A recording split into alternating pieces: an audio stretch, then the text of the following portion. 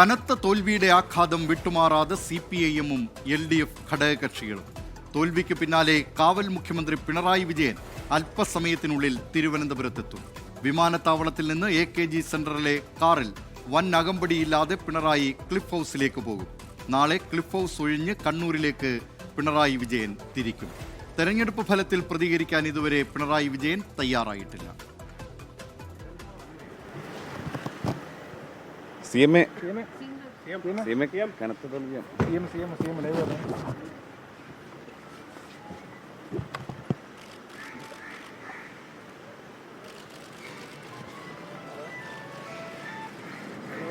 തോൽവിക്ക് പിന്നാലെ പ്രതികരിക്കാൻ മുഖ്യമന്ത്രി തയ്യാറാകുന്നില്ല. അദ്ദേഹം വിമാനത്താവളത്തിൽ നിന്ന് തിരുവനന്തപുരത്തേക്ക് തിരിക്കുന്ന കണ്ണൂർ വിമാനത്താവളത്തിൽ നിന്നുള്ള ദൃശ്യങ്ങളാണ് പ്രേക്ഷകർ കണ്ടത്. അതേസമയം നാളെ ചേരുന്ന CPIM CPI നേതൃയോഗങ്ങളിൽ പരാജയ കാരണം ഇഴകീറി പരിശോധിക്കും. പിണറായി വിജയൻ പ്രതിപക്ഷ നേതാവാകുമോ എന്നത് രാഷ്ട്രീയ കൗതുകമാകും. തിരിച്ചടിക്ക് പിന്നാലെ നേതൃത്വത്തിനെതിരെ ഒളിയമ്പുമായി CPIM സംസ്ഥാന കമ്മിറ്റി അംഗം P. ജയരാജൻ ഫേസ്ബുക്ക് പോസ്റ്റുമായി എത്തി. കമ്മ്യൂണിസ്റ്റുകൾ പാർലമെന്ററി വ്യവസ്ഥയിലെത്തുമ്പോൾ ജീർണതകൾ കടന്നുവരുമെന്നും തെറ്റുതിരുത്തൽ സംഘടനയ്ക്കകത്ത് നടത്തണമെന്നുമാണ് P. ജയരാജന്റെ ഫേസ്ബുക്ക് കുറിപ്പ്.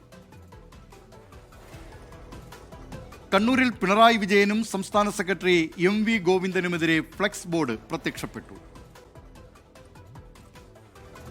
പാർട്ടിയാണ് വലുത്, നേതാക്കളല്ല. ഇനി നയിക്കാൻ ഇവരുണ്ടെങ്കിൽ ഇവരുടെ കൂടെ ഞങ്ങളുണ്ട് എന്നാണ് P. ജയരാജന്റെയും M. സ്വരാജിന്റെയും ഒക്കെ ചിത്രങ്ങൾ പതിച്ച ആ ഫ്ലെക്സ് ബോർഡിൽ കാണുന്നത്. അതിനിടെ CPI-യിലും നേതൃമാറ്റ ആവശ്യം ശക്തമാവുകയാണ്. ബിനോയ് വിശ്വം സംസ്ഥാന സെക്രട്ടറി സ്ഥാനത്ത് നിന്ന് മാറണമെന്നാണ് ശക്തമായ വികാരം.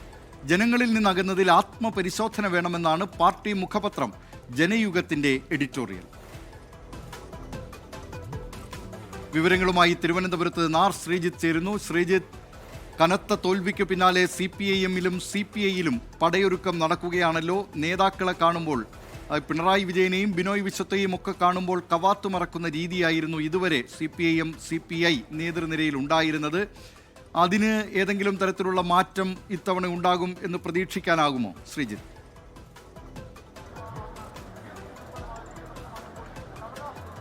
ദിലീപ്, പിണറായി വിജയനെയും MV ഗോവിന്ദനെയും കാണുമ്പോൾ കവാത്തു മറന്നതിൻ്റെ പരിണിത ഫലമാണ് ഇപ്പോൾ CPI നേരിടുന്ന കനത്ത തോൽവി, കനത്ത പരാജയം എന്നതാണ് CPIക്കകത്ത് ഉയരുന്ന പ്രധാനപ്പെട്ട വിമർശനം. കാരണം CPIM-ന്റെ വാലിൽ തൂങ്ങി എങ്ങനെയെങ്കിലും ജയിച്ചു കയറാമെന്ന പ്രതീക്ഷയിൽ പല കാര്യങ്ങൾക്ക് നേരെയും പല പ്രശ്നങ്ങൾക്ക് നേരെയും CPI നേതൃത്വം ബോധപൂർവം കണ്ണടച്ചു. ഇതിന് കൊടുക്കേണ്ടി വന്ന വലിയ വിലയാണ് സമീപകാലത്ത് നേരിട്ട ഏറ്റവും വലിയ തിരിച്ചടിക്ക് ഉള്ള പ്രധാന കാരണമെന്നാണ് നേതാക്കൾ ചൂണ്ടിക്കാണിക്കുന്നത്. ഇതിനു മുമ്പ് 2001 മാത്രമാണ് CPIക്ക് ഇത്രയും വലിയ തിരിച്ചടി ഉണ്ടായത്. അന്ന് 7 സീറ്റുകൾ മാത്രമായിരുന്നു CPIക്ക് ഉണ്ടാകുന്നത്. ഇത്തവണ ഒരു സീറ്റ് കൂടി 8 സീറ്റ് ഉണ്ടെങ്കിലും 25 സീറ്റിൽ മത്സരിച്ച CPIക്ക് ഏതാണ്ട് 1/3 സീറ്റുകൾ മാത്രമാണ് വിജയിക്കാൻ കഴിഞ്ഞത്. മാത്രമല്ല CPIയുടെ ഒരു സീറ്റിൽ BJP വിജയിക്കുകയും ചെയ്തു. അപ്പോൾ അത്തരം ധാരാളം പ്രശ്നങ്ങളുണ്ട്. മാത്രമല്ല ലോക്സഭാ തെരഞ്ഞെടുപ്പിലും തദ്ദേശ തെരഞ്ഞെടുപ്പിലും തിരിച്ചടി നേരിട്ടപ്പോൾ പിണറായി വിരുദ്ധ വികാരമാണ് സർക്കാർ വിരുദ്ധ വികാരത്തെക്കാൾ ഭരണവിരുദ്ധ വികാരത്തെക്കാൾ കൂടുതൽ എന്ന കാര്യം പലതവണ CPIയുടെ സംസ്ഥാന നേതൃസമിതികളിൽ ചൂണ്ടിക്കാണിക്കപ്പെട്ടിരുന്നു. ഇതെല്ലാം ഉചിതമായ സമയത്ത് CPIന് ശ്രദ്ധയിൽപ്പെടുത്താൻ ബിനോയ് വിശ്വത്തെ ചുമതലപ്പെടുത്തിയിരുന്നതുമാണ്. എന്നാൽ ബിനോയ് വിശ്വം ആ കടമ മറന്നുള്ള ഇടപെടലുകളാണ് പലപ്പോഴും നടത്തിയത്.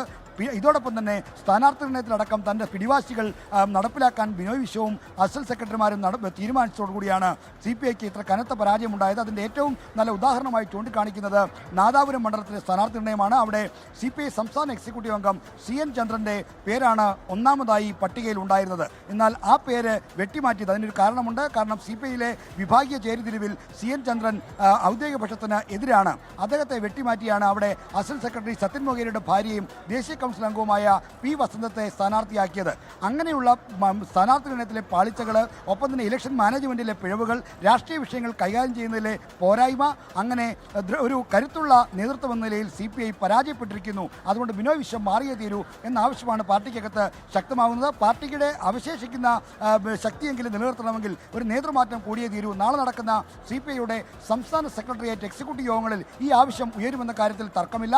എന്നാൽ ഈ നേതൃമാറ്റം എന്ന ആവശ്യത്തോട് എങ്ങനെയാണ് മറ്റു നേതാക്കൾ, പ്രത്യേകിച്ചും മന്ത്രിമാരായിരുന്ന 3 പേർ ജയിച്ചു, അവരൊക്കെ എടുക്കുന്ന സമീപനം നേതൃത്വത്തിന് അനുകൂലമാണെങ്കിൽ ഒരുപക്ഷെ അതിന് സാധ്യതയില്ല. എങ്കിൽ പോലും എക്സിക്യൂട്ടീവിലും പിന്നീട് നടക്കുന്ന സ്റ്റേറ്റ് കൗൺസിലുമൊക്കെ ഇത്തരത്തിലുള്ള ചർച്ചകളും ആവശ്യങ്ങളും ഉയരുമെന്ന കാര്യത്തിൽ ഒരു തർക്കവും വേണ്ട. ശ്രീജിത്ത്, നമുക്കറിയാം CPM-ന്റെയും CPI-യുടെയും ഒക്കെ ജില്ലാ സമ്മേളനങ്ങൾ, സംസ്ഥാന സമ്മേളനങ്ങൾ ഇതൊക്കെ ചേർന്നുകൊണ്ടാണല്ലോ, സംസ്ഥാന സമ്മേളനത്തിലാണല്ലോ സംസ്ഥാന കൗൺസിൽ അംഗങ്ങളെ CPI തിരഞ്ഞെടുക്കുക, സംസ്ഥാന കമ്മിറ്റി അംഗങ്ങളെ CPIM തിരഞ്ഞെടുക്കുക. ഇതൊക്കെ ഈ നേരത്തെ തന്നെ വിമർശകരെ CPIM-ന്റെ CPI-യുടെ തെറ്റുകളൊക്കെ ചൂണ്ടിക്കാട്ടുന്നവരെ അവരെ എതിരാളികളാക്കി കണ്ടുകൊണ്ട് വെട്ടിയരിയുക എന്ന ഒരു സമീപനം സമ്മേളനങ്ങളിൽ CPIM-ഉം CPI-യും ഒക്കെ സ്വീകരിച്ചിരുന്നു.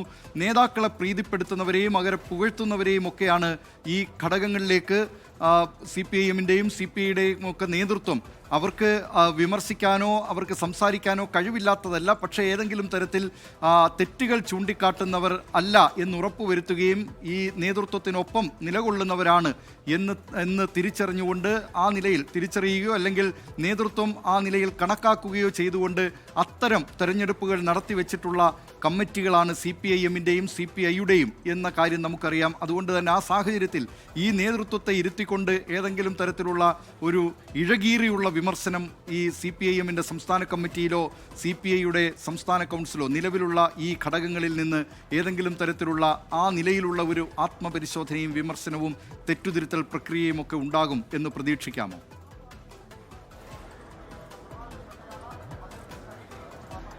ദിലീപ്, വളരെ പ്രസക്തമായ ഒരു ചോദ്യമാണിത്. വിഭാഗീയതയുള്ള കാലത്താണെങ്കിൽ എതിർചേരിയെങ്കിലും വിഷയങ്ങൾ ഗൗരവമായി ഉന്നയിക്കുമായിരുന്നു. എന്നാൽ കഴിഞ്ഞ കുറേ കാലമായി CPIM-ന്റെ സംസ്ഥാന സമിതിയും CPI-യുടെ സംസ്ഥാന കൗൺസിലുമൊക്കെ ഒരു സ്തുതിപാഠക സംഘത്തിൻ്റെ കേന്ദ്രീകരണമുള്ള സ്ഥലമായിട്ടാണ് കാണപ്പെടുന്നത്. അവിടെയെല്ലാം നേതാക്കളെ പുകഴ്ത്തുന്ന, തങ്ങളോടൊപ്പം നിൽക്കുന്ന, തിരുവായ്ക്ക് എതിർവായില്ലാതെ എല്ലാം പഞ്ചപുച്ഛമടക്കി കേട്ടു നിൽക്കുന്ന കുറച്ച് ആളുകളാണ് ഈ സമിതികളിലൊക്കെ ഉള്ളത്. അതുകൊണ്ട് തന്നെ ഇവരൊക്കെ തന്നെ നേതൃത്വത്തെ തിരിയാനോ ആത്മവിമർശനം നടത്താനോ പിഴവുകൾ ചൂണ്ടിക്കാണിക്കാനോ തയ്യാറാകാത്തതിൻ്റെ പരിണിത ഫലമാണ് ഇപ്പോൾ അനുഭവിക്കുന്നത്. ഭരണവിരുദ്ധ വികാരമല്ല, പിണറായി വിരുദ്ധ വികാരമാണ് എന്ന കാര്യം ചൂണ്ടിക്കാണിക്കാനോ അല്ലെങ്കിൽ രാജാവ് നഗ്നനാണെന്ന് വിളിച്ചു പറയാനോ ഉള്ള ഒരു ധൈര്യം, അതിനുള്ള ശേഷി കാണിക്കാത്തതാണ് ഏറ്റവും പ്രധാനപ്പെട്ട പോരായ്മയായി. അപ്പോൾ കമ്മ്യൂണിസ്റ്റ് എന്ന നിലയിലുള്ള തങ്ങളുടെ കടമ മറന്നുകൊണ്ടുള്ള ഇടപെടലുകളാണ് ഇത്രയും കാലം ഈ സ്റ്റേറ്റ് കമ്മിറ്റിയും സ്റ്റേറ്റ് കൗൺസിൽ CPI-യുടെ ആകട്ടെ CPIM-ന്റെ ആകട്ടെ ഒക്കെ നടത്തിക്കൊണ്ടിരുന്നത്. അതുകൊണ്ട് തന്നെ അവരിൽ നിന്ന് ഇത് സാധാരണ നസ്രയത്തിൽ നിന്ന് നന്മ പ്രതീക്ഷിക്കേണ്ടതില്ല എന്ന് പറയുന്നത് പോലെ ഈ നേതാക്കളിൽ നിന്ന് അത്തരമൊരു ഇടപെടൽ ഉണ്ടാകുമെന്ന് പ്രതീക്ഷിക്കുകയാണ്. എന്നാൽ ഇപ്പോൾ കഴുത്തറ്റം മുങ്ങി നിൽക്കുന്ന വളരെ ഗുരുതരമായ ഒരു തിരിച്ചടി നേടുന്ന ഘട്ടത്തിൽ, പാർട്ടിയുടെ മുന്നോട്ട് പോക്കിന് മുന്നിൽ വലിയ തോതിലുള്ള പ്രതിബന്ധങ്ങൾ ഉയർന്ന ഘട്ടത്തിൽ ഇനിയും മടിച്ചു നിന്നാൽ ഈ കാര്യങ്ങൾ പാർട്ടിയുടെ നിലനിൽപ്പ് തന്നെ അവതാളത്തിലാകുമെന്ന പ്രശ്നമുണ്ട്. അപ്പോൾ ഒരു ജീവൻ മരണ പ്രശ്നത്തിൽ ഇടപെടുന്ന തരത്തിലുള്ള ഗൗരവം ഈ നേതാക്കളിൽ നിന്ന് ഉണ്ടാകുമെന്ന് പ്രതീക്ഷിക്കുന്നു. എന്തായാലും പാർട്ടിക്കകത്ത് ഒരു ന്യൂനപക്ഷമെങ്കിലും നേതൃത്വത്തെ ചോദ്യം ചെയ്യുന്നവരുണ്ട്. അവരെങ്കിലും ഈ വിഷയങ്ങൾ ഉയർത്തുമെന്ന കാര്യം ഉറപ്പാണ്. അതുകൊണ്ട് തന്നെ പഴയ പോലെ ഏകശിലാരൂപമായി CPIM-ന്റെ സംസ്ഥാന സമിതിയോ CPI-യുടെ സംസ്ഥാന കൗൺസിലോ മാറില്ല എന്നാണ് പ്രതീക്ഷിക്കുന്നത്. സ്തുതിപാഠക സംഘവും തെറ്റുതിരുത്തലിന് വിസമ്മതിക്കുന്നവരുമൊക്കെ ആ നിലയിൽ തുടരട്ടെ. അതല്ല പാർട്ടികളിൽ 2 പാർട്ടികളിലും CPIM-ലും CPI-ലും ഉണ്ടായിട്ടുള്ള അപജയങ്ങൾ ചൂണ്ടിക്കാട്ടുന്നവർ ഉണ്ടെങ്കിൽ അവർ മുന്നോട്ട് വരട്ടെ. ഏതായാലും പയ്യന്നൂരിൽ നിന്ന് തെരഞ്ഞെടുക്കപ്പെട്ട V. കുഞ്ഞികൃഷ്ണൻ എഴുതിയ പുസ്തകത്തിൻ്റെ തലക്കെട്ട് പോലെ ഇതിന് നേതൃത്വം തയ്യാറായില്ലെങ്കിൽ നേതൃത്വത്തെ അണികൾ തിരുത്തട്ടെ.